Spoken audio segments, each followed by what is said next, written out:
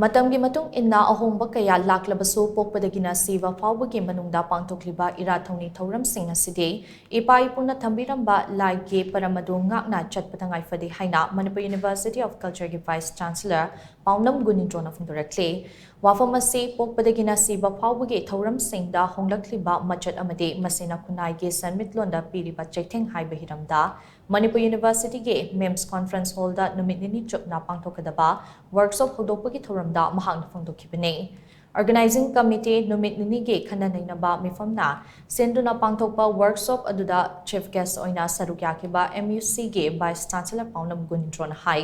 ngasi pangthokliba workshop asida pokpa siba amadi punsigi mari LEINABA thodok singda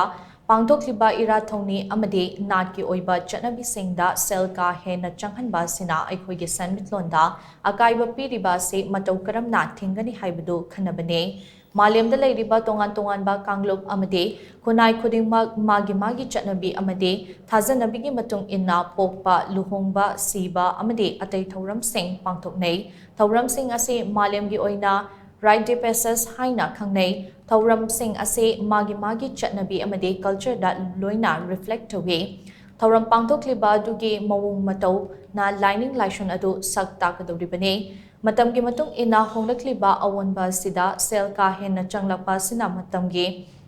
chatnabi ama oina tawrakliba sida sel paidaba singsu upayama natraga ama sijinadna matamgi chatnabi asida tung induna chatli masina masa-masagi imunge sanmitlondasu kaitharakli masi matau karamna thingani haibagi matangda khanaba changi hainasu PAONAM GUNINDRO na makatana phongdokhe Thouram aduda sana konungge custom secretary su oiriba organizing committee numit ninige khana LEINABA mifamgi chairman thokchom ibohal maitei amade Southeast Asia Cultural Organization SECO ge advisor akham langol su presidium member oina sarukya khe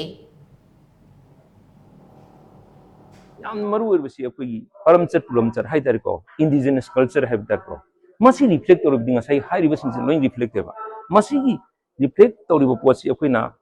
atopa akoi anu ma yama hapchil ko hapchil lakusi da akoi culture gi akoi masak series da akoi kari haini yamna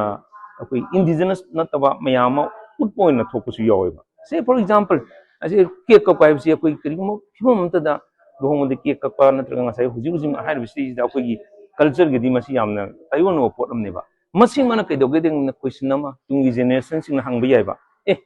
mai ti sing je cake ka pura kamai to no moi culture je haiba sum question ama hang ba lak ba yaiba